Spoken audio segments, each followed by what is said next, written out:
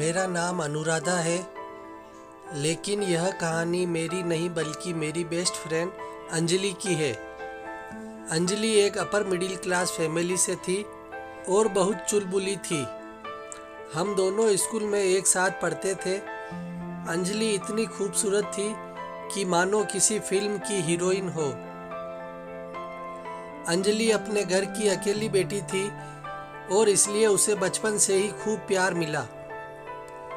एक बार मैं अंजलि के घर पर थी तो उसकी माँ ने उसे डांटते हुए कहा, अंजलि, पढ़ाई में भी दिल लगाया कर, वरना इस बार बीए की परीक्षा में पास नहीं होगी।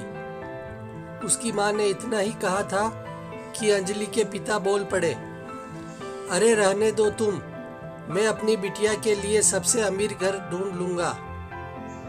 मेरी बिटिया तो राज करेगी राज। अंजलि के पिता की बातों से लगता था कि वह उसकी शादी किसी बहुत बड़े घर में करेंगे।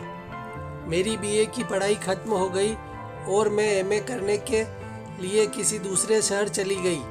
अब मेरी अंजलि से बात नहीं होती, लेकिन मैंने बहुत बार उसके बारे में सोचा था। अंजलि को मिले अब 7 साल हो गए। मेरी भी शादी हो चुकी है और यकीनन अंजलि की भी हो चुकी होगी।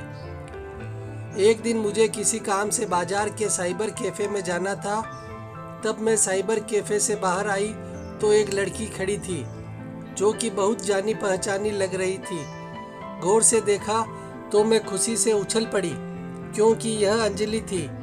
मैं उसके पास गई और उसे गले लगाया और उसका हालचाल पूछा। अभी मैं कुछ और पूछती, अंजलि ने कहा, अनुराधा, मैं अपनी बेटी को स्कूल से लेने आई हूँ, उसका छुट्टी का टाइम हो गया है, फिर कभी मिलूंगी तुमसे। मैंने मन ही मन सोचा, हम दोनों बेस्ट फ्रेंड थे, लेकिन यह अंजलि इतनी अजीब तरह से क्यों पेश आ रही है। पहले तो यह बहुत मस्त चुलबुली हुआ करती थी। मैं अगले दिन फिर उसी साइबर कैफ़े में काम से गई तो अंजलि वहीं खड़ी हुई थी। इस बार मैंने उसका हाथ पकड़ा और पास के कॉफ़ी शॉप में ले गई और कहा, अंजलि, क्या हुआ है तुम्हें? मुझे तुम उदास लग रही हो। घर पर सब ठीक तो है? अंजलि ने शक पके मन से मुझे कहा कि हाँ, सब ठीक है, लेकिन मैं जानती थी कि कुछ तो गड़बड़ है। मैंने फिर उसे समझाया कि अंजलि, मैं तुम्हारी बेस्ट फ्रेंड हूँ। अगर तुम अपनी प्रॉब्लम मुझे नहीं बताओगी तो किसे बताओगी? मेरे जोर देने पर अंजलि ने बताया कि बीए फाइनल ईयर में मेरी शादी तय हो गई थी और मैंने खुशी से अपनी बीए भी पूरी नहीं की। लड़के वालों ने झूठ बोला कि उनका खानदान बहुत अच्छा है और लड़का किसी बड़ी कंपनी में इंजीनियर है, लेकिन शादी के बाद पता चला कि लड़का कोई छोटी मोटी नौकरी करता है और सास ससुर तो बहुत ही ताने मारते थे।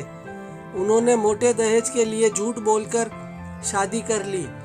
इतना सुनकर मेरे होश उड़ गए और अंजलि की आंखों से आंसू निकलने लगे।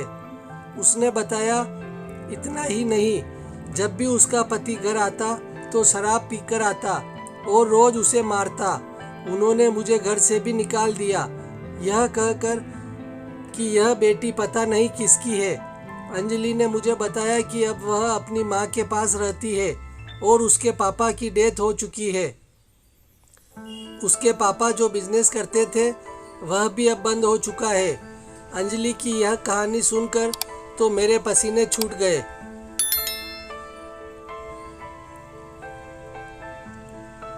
हर माँ बाप हमेशा यही कोशिश करते हैं कि उनकी बेटी की शादी किसी बड़े घर में हो और वह पूरी उम्र राज करे, लेकिन कई बार किस्मत को कुछ और ही मंजूर होता है। इसलिए हर माँ बाप की यह जिम्मेदारी बनती है कि उनकी बेटी आत्मनिर्भर बने और अच्छी शिक्षा हासिल करे, ताकि शादी के बाद भी वह अपना सर गर्व से ऊंचा रख कर चल सके।